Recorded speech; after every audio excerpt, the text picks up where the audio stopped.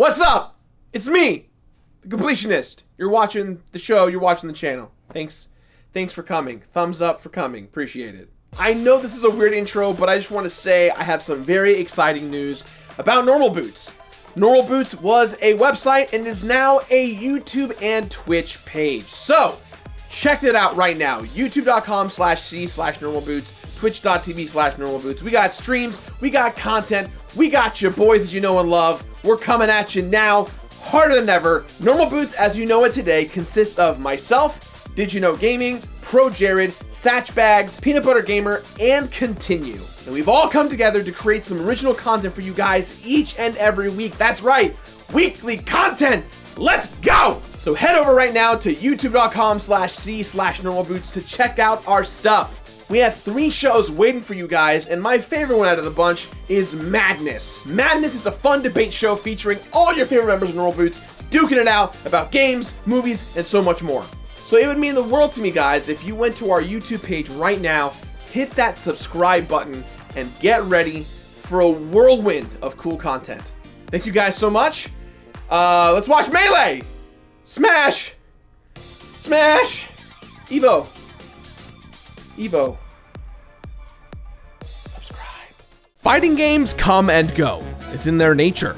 A competitive game can only survive as long as people are playing it, and players tend to flock toward the newest entries in a given franchise. And then there's Melee, which despite being almost 20 years old, and despite the existence of its 2 incredible sequels, is still played regularly all over the world to this day. It simply refuses to die. It's utterly anomalous among other games of its type, and the best way for me to figure out why is to finally complete Super Smash Bros Melee. Before we start today's video, a quick little self-promotion plug. Check it out. We got these little bad boys, phone mounts for your phone. So if you want to take a selfie, you want to take a selfie over there, one over here, you can head over to theeddie.com/thecompletionist and pick one of these bad boys for $10. And they're very sturdy. I've been trying it out myself. It's pretty cool. I hope you guys use them. Use them because that's what all the kids want you to do. Get that pop merch.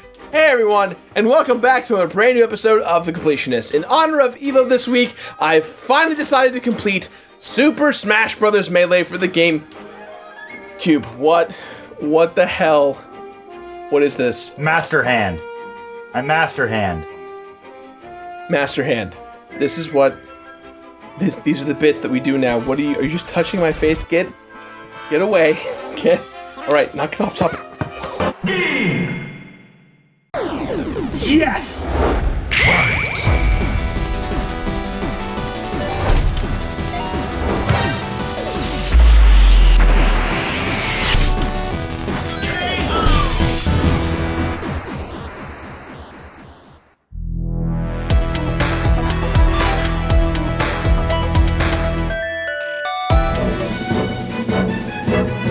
While Super Smash Bros. Might be currently poised to take over the world with its massive roster and buttload of content, the series' beginnings were rather humble. With only 12 playable characters and even less stages, the original Super Smash Bros. Was comparatively bare bones. But its rock-solid foundation of design and gameplay were more than enough to provide support for a thriving future franchise. And Masahiro Sakurai knew that this was the case, which is why he damn near killed himself while creating the sequel. Super Smash Bros. Melee was set to be one of the very first titles for the Nintendo GameCube. So Sakurai, the game's head of production, was sacrificing his weekends, vacation time, and general well-being to ensure that it would deliver on expectations and turn heads. And when a guy almost dies to make a video game, it's gonna be a good one. With a heavily expanded roster, fine-tuned gameplay, and a birdo-choking amount of extra content, Melee hit shelves in 2001, and things were never the same. It quickly became everyone's favorite game ever, selling over 7 million copies, spawning a legacy of other Smashes, and boasting a miraculously thriving competitive scene. These dudes are still lugging around CRT TVs and little purple consoles to play in tournaments. Yo, fuck committed relationships, fuck marriage, that's dedication. Melee obviously means a whole lot to a whole lot of people, including myself. It's a special game in a lot of ways, due in no small part to all the stuff they managed to cram inside of it, which means that I've got my work cut out for me when it comes to completion. The first thing I'll have to do is unlock all the secret characters, so that I can then take the entire cast one by one through Classic Mode, Adventure Mode, and All-Star Mode. Wait, that's only the first thing I have to do? Yeah, motherfucker, this is it! Damn. Okay. Then the next thing I'll have to do is complete Melee Stadium Mode, which is a collection of mini-games. That includes the home run contest, the target test, and multi-man melee. While some of these challenges have no definitive ends and merely challenge the players to go as far or as long as they can, some of them are completable tests that will require fulfillment. But that sandbag, that dude goes on forever. He's not bound by man's or anyone else's law.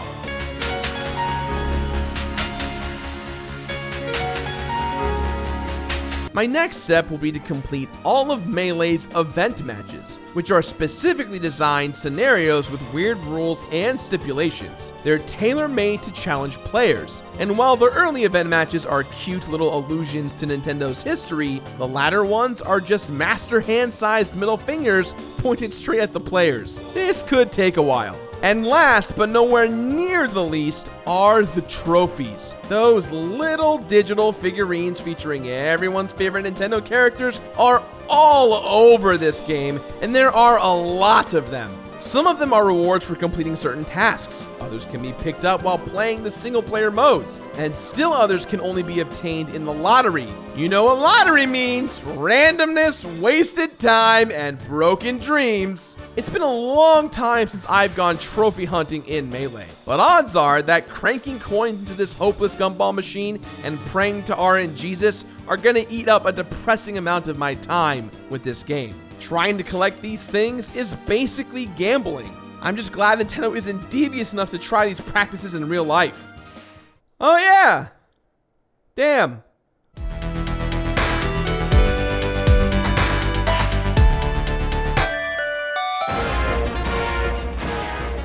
Super Smash Bros. Melee is like hanging out with your friend who loves to play with all of his officially licensed Nintendo action figures. This friend of yours doesn't put much thought into imagining why all these dudes are fighting, but there are just so many of them, and they're all so beautiful and authentic that it doesn't even matter. Even Melee's glorious opening cutscene fails to shed much light on the narrative behind this clash of the titans. Somewhere out there, there's a few lines of text about the Master Hand representing the link between our world and the world where Nintendo toys come to life to curb stomp each other. But that's probably about it. Ultimately, there are few games where stories matter less than in the Super Smash Bros. Franchise. Melee is like a dreamlike crossover in which several of our childhood heroes gleefully shove each other into oblivion. I mean, let's not bury the lead here. This is a game in which an electric rat can take on a gorilla in a necktie.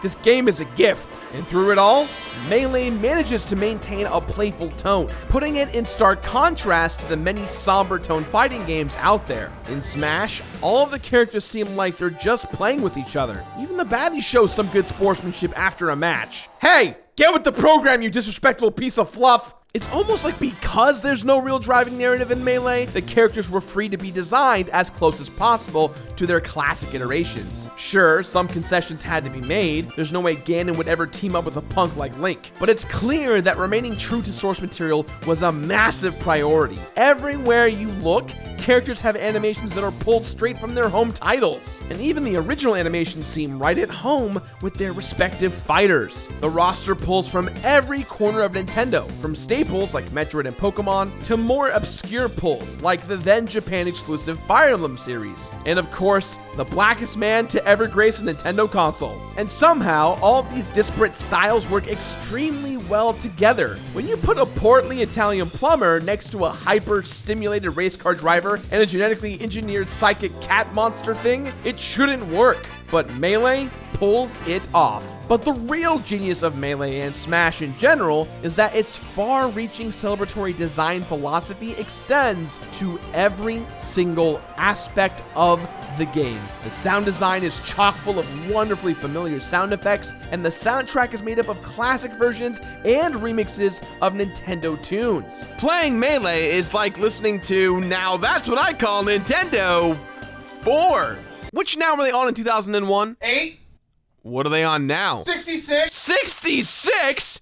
It simply won't die! Just about every stage is an iconic location from Nintendo history, and they all look great. And even without taking their various layouts into account, their aesthetic variances are crazy, which makes it super tragic that the competitive community insists on only using a handful of these stages. Hey, you wanna play Smash with me? I have to rack up some more KOs. Yo, Final Destination, right? Yeah, that's fine, sure, whatever. No items, right? Yes, no items, sure. Top tiers only, Gerard. Come on! Jesus! Hiya!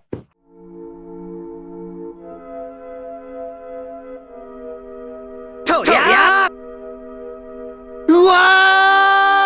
There are simply too many references and Easter eggs stuffed into Melee to even list off. And even if you took away all those little details, this game would still be an excellent Nintendo crossover fighter. But all that extra love and care is what makes this game, nay the franchise, legendary. And most of that love and care came from a Japanese guy who somehow refuses to age. It's like he stays alive as long as this game stays alive. So if that's the case, keep playing Melee. Let's keep Sakurai alive.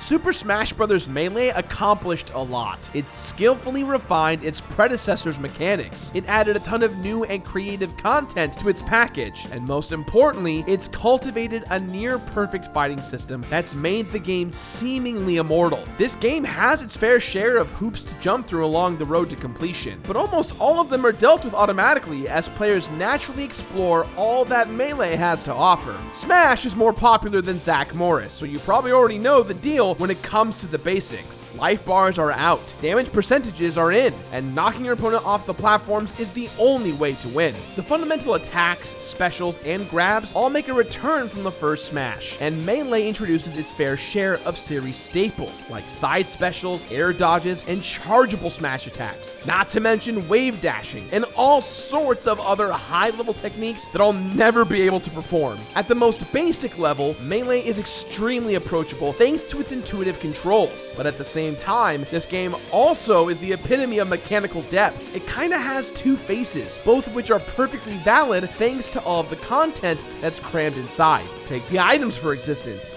I like the items. I don't have to have them in every single match, but they give this series a sense of identity. Even the most hardcore item-hating players can't deny the appeal of forcing a flower on your opponent's head. And look at Mr. Saturn. It feels great to pick him up and throw him at a buddy. You'll have to wash your hands afterward, but it's worth it. The stage designs provide further depth since each level dramatically changes how each battle can be fought. And Melee introduced some of the most iconic Smash stages of all time, such as Pokemon Stadium, Onett, the Temple and its Pit of Death, and both Battlefield and Final Destination. Toya! Yeah, get out of here, no one asked for you! The very first thing I wanted to complete in Melee was unlocking all of the characters, but I had forgotten that doing so requires beating a bunch of single-player challenges or playing hundreds upon hundreds of matches in versus mode, except for Mewtwo.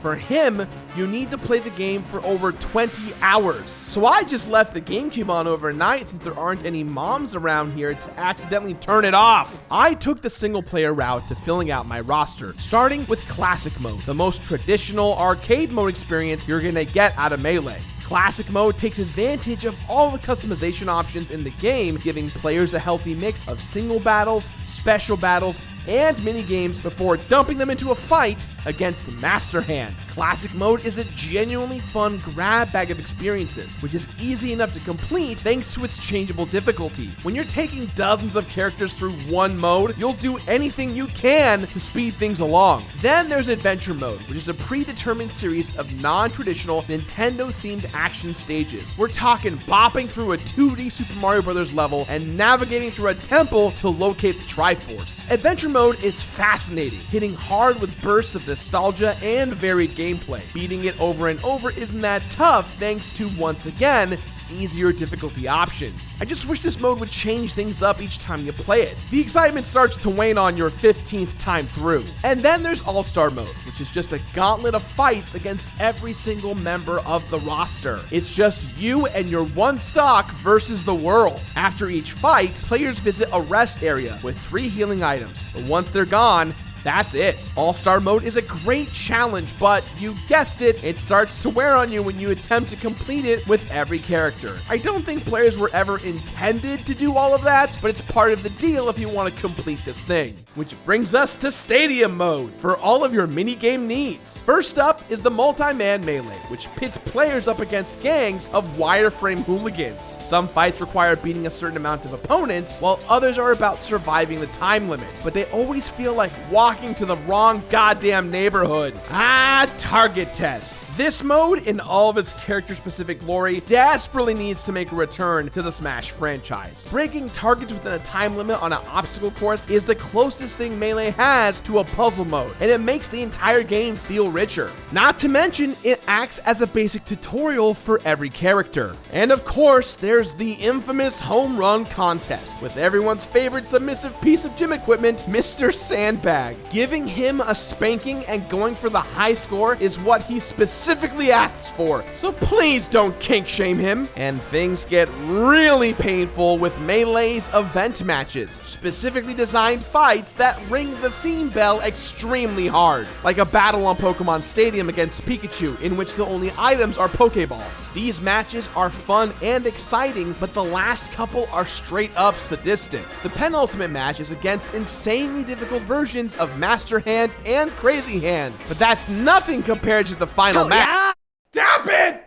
The last match pits players against Ganondorf, Mewtwo, and Giga Bowser all at the same time with all of their AI on steroids. The only way I made it past these monsters was with the help of a sleepy Jigglypuff. Those are the eyes of a killer. But the true metric for completing Melee are those damn trophies. Looking up where and how to unlock these things is like following an unofficial completion roadmap, since they're tied to every single mode and challenge. I may have gotten a lot of them naturally, but many were an absolute pain. Like, take the Mr. Rossetti Trophy, for example, which requires beating 5 opponents in Cruel Melee, which is exactly as hard as it sounds. There's the Discount Trophy, which you can only obtain by gradually earning each and every end of match bonus and penalty. And let's not forget the Celebi Trophy, which you can only get after a Celebi actually appears out of a Pokeball. There is a 1 in 251 chance, and that can only happen if you accomplish every major task in the game, like getting 5,000 KOs in Versus mode. I don't even like that little dude. But that only covered the trophies that I had full influence over. There were still the ones that can only be obtained through random lottery drops. Sure, you can dump coins into it to pull your chances of a new trophy into the realm of absolute certainty, and you can even grind for those coins in just about any mode, but as a completionist, this type of gashapon system really rubs me the wrong way. They really refined this system in Super Smash Bros. For Wii U and 3DS. With that being said, I ended up eventually surprised by how evenly Melee distributes the trophy collection process across the entire game. Things do end up getting kinda grindy, but it's nowhere near as bad as it could have been. It takes a long time to complete Super Smash Bros. Melee, and Melee was definitely intended to be played for a long time.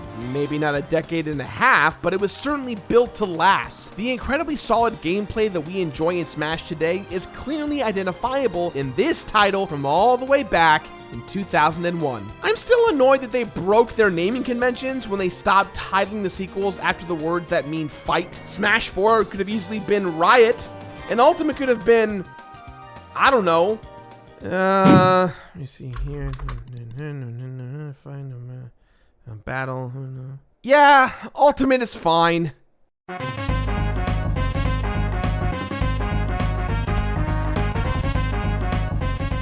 Super Smash Bros. Melee's whole shtick is constantly rewarding players as they progress, providing constant incentives to an already stellar game. But there are a couple of extras that are only unlocked after some serious playtime. You know, aside from all the other stuff we just went over. Firstly, when you unlock every stage, you'll also get a nifty sound test mode, and successfully racking up those 5,000 KOs in versus mode will also reward players with a score display to help you keep track of the score during all those timed matches that everybody loves so much. Well, it's appreciated anyways. But what's really disappointing here is that the game throws absolutely nothing your way for collecting every single last trophy. It didn't even have to be anything big. It could have been some artwork or a behind the scenes video. But at the end of the day, Melee is still so much fun to play that this transgression doesn't end up mattering much at all. Complaining about a lack of completion bonus on this game feels like knocking an all-you-can-eat restaurant for not including an after-dinner mint. Just seems petty. While I completed Super Smash Bros Melee, there were 75 trips through single-player modes, 51 event matches beaten, 290 trophies collected, 135 hours of total playtime, and 1,000 more prosperous years for Sakurai and the reign of Melee. May your destinations never be final. After revisiting this game, it's clear to me why Melee is so special to so many people. Its wonderful gameplay and presentation make it timeless. And even though there are several games like it, there's only one Melee. Accomplishing absolutely everything in the game isn't required to enjoy it. On the contrary, there are myriad ways to experience Melee, ensuring its continuation for years to come. Super Smash Bros. Melee is a living piece of video game history with extraordinary longevity thanks to its passionate design and deep gameplay. Whether you're a Nintendo fan or a fighting game fan, either way, we all win and it deserves all of your time. However, I will say that going that extra mile to complete this game is a bit monotonous. I would not go full completionist on it. Getting all the trophies is a little bit too much. So, with that in mind, guys, I give this game my completionist rating of finish it.